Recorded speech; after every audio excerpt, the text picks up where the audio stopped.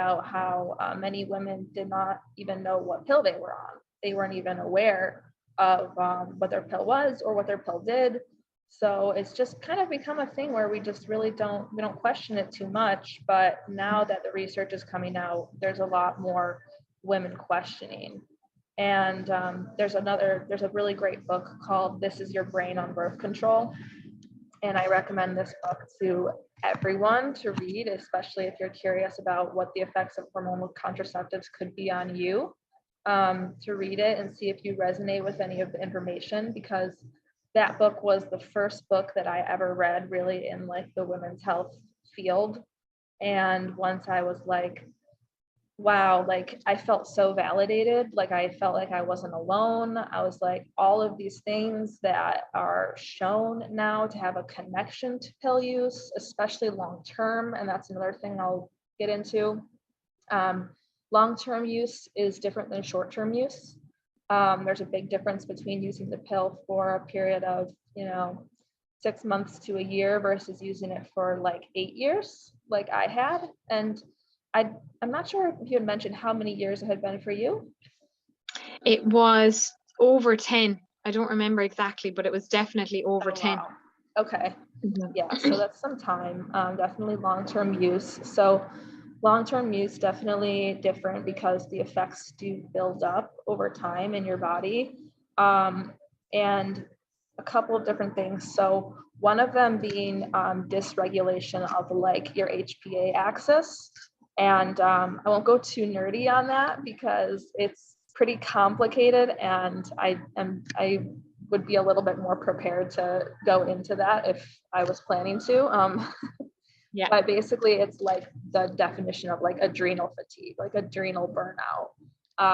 It's like long-term use of the pill causes adrenal fatigue and causes adrenal burnout. So it's sort of like that feeling of just always being tired and never really like resting enough to feel energized again.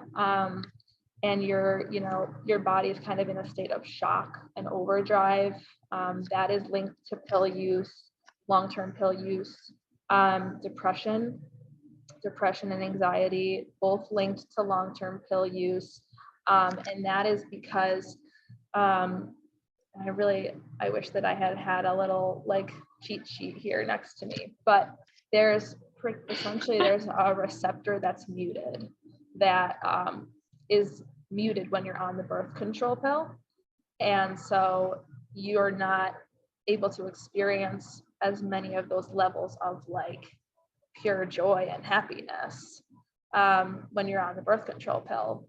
So I really recommend this book. This Is Your Brain on Birth Control, because it's very, very well researched. It's very, very detailed, and you can see the studies for yourself and you can read through them. And it's like, wow, like to me, it made so much sense. I was like, I've totally been dealing with this. My experience after coming off the birth control pill was, I literally felt like I was going from living in a world of black and white to living in a world of color again. Like I started to feel like excited about seeing color and going out into the world and just being curious about nature and things around me. I felt like I was able to finally slow down enough to feel pleasure and like enjoy things again. And I had no idea what I was missing in my life until I made the transition off the pill. And I was like, wow, that has been my reality for a really long time. And I can say fully, like confidently, that I'm a different person now than I was before. And there's been a lot of work involved with that too, but I think that getting off the pill was the first step.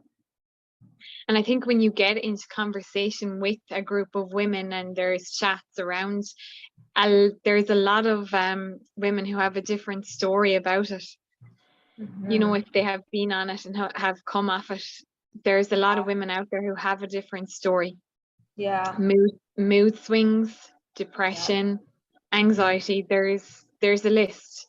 And like we said earlier on, that even not being able to conceive, like that's a serious one. Yes, so taking that into consideration is huge as well. So then when you have ladies who come and they don't want the